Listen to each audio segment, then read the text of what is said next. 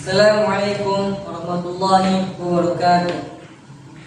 Huwallazi arsala rasulahu bil huda wa dinil haqq yuzhiruhu 'ala dini kullihi wa kafaa billahi shahida. Asyhadu an la ilaha illallah wa asyhadu anna Muhammadar Rasulullah. Segala puji bagi Allah yang telah memberikan nikmat, beribu-ribu nikmat, yang diantaranya nikmat iman, Islam, dan sehat walafiat. Salawat serta salam kita curah limpahkan kepada baginda besar kita, Habibana wa Nabiyana wa Maulana Muhammad sallallahu alaihi wasallam, yang telah membawa ajarannya dari zaman onta sampai zaman mobil Toyota, dari zamannya naik kuda sampai zamannya naik Honda.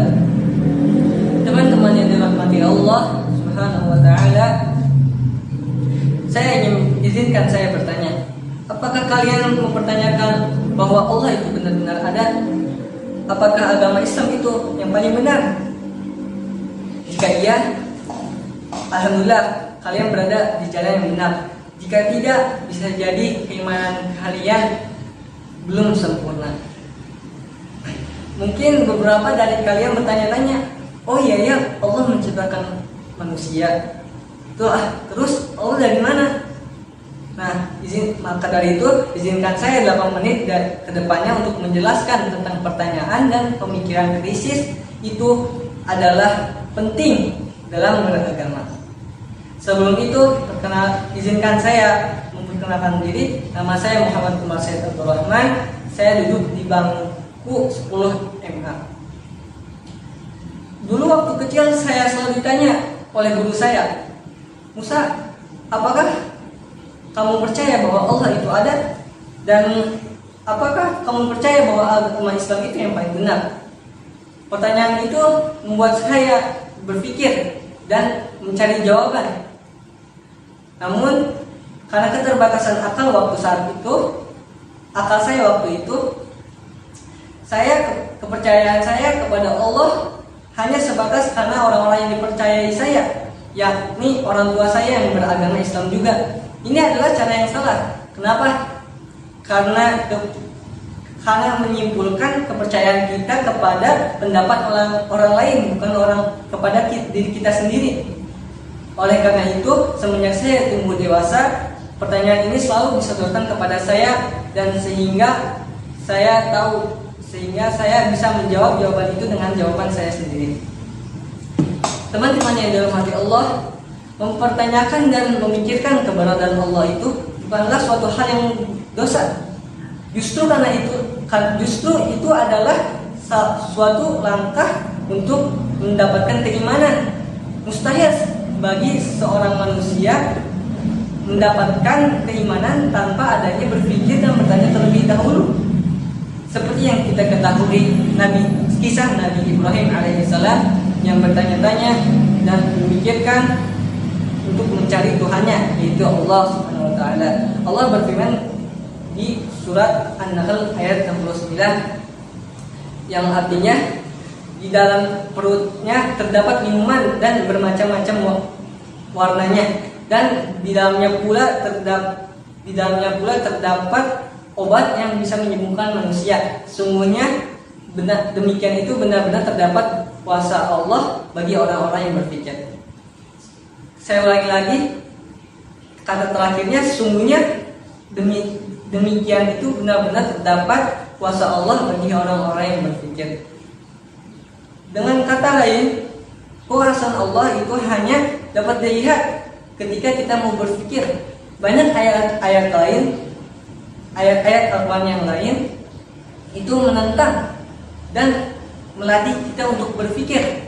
Sungguhnya kekuasaan Allah itu bukan hanya di dalam dalil nakli, tapi juga di dalam dalil akli, yaitu pemikiran. Jadi bertanyalah kawan dan berpikirlah. Allah tidak menciptakan kita untuk menjadi hamba yang bodoh. Jangan kita beribadah dan beriman secara buta. Ketika kita beriman tanpa adanya berpikir, maka kita akan tersesat. Dan jangan pula kita terlalu berlebihan berpikir krisis dan sampai niat kita yang asalnya untuk mencari kebenaran malah mencari kesalahan. sehingga digarisbawahi sikap seorang muslim terhadap Islam dan syariat Islam itu adalah untuk mencari hikmah. Tak dapat dipungkiri ada pertanyaan-pertanyaan yang tidak dapat dijawab oleh kita karena keterbatasan akal kita untuk menjawab. Contoh seperti Allah memerintahkan kita untuk beribadah dengan cara sholat. Bagaimanapun juga kita tidak tahu kenapa Allah memerintahkan beribadah kepada kita dengan cara sholat. Kenapa yang lain, gak yang lain? Dengan kata lain, ada hal yang bisa dikritisi dan ada juga yang tidak dapat dikritisi. Sehingga kita membutuhkan kesempurnaan, keseimbangan dalam beragama dan berpikir kritis. Kenapa? Karena keseimbangan ini penting untuk Islam itu sendiri. Kenapa? Kenapa juga? Karena kejayaan Mas Islam itu dulu ada karena adanya keseimbangan ini. Maka dari itu kawan, marilah kita menciptakan keseimbangan ini untuk agar berdampak sesuai dengan perintah Allah dan Rasul-Nya. Keseimbangan ini layaknya dunia dan akhirat. Ketika kita meninggalkan salah satunya, kita akan celaka. Seperti di surat Al-Qasas ayat 77 yang artinya, dan carilah apa yang dianugerahkan Allah kepadamu, kebahagiaan dunia akhirat, dan janganlah kalau kalian melupakan kenikmatan dunia dan janganlah kalian dan berbuat baiklah kalian kepada orang lain seperti Allah berbuat baik kepadamu. Dan janganlah kalian melakukan kerusakan di muka bumi. Sesungguhnya Allah tidak menyukai orang-orang yang berbuat kerusakan. Sekian dari saya. Semoga bermanfaat. Ketika ada kesalahan, itu adalah kesalahan saya sendiri. Dan kesempurnaan hanya milik Allah Subhanahu wa taala. Sekian dari saya. Wassalamualaikum warahmatullahi wabarakatuh.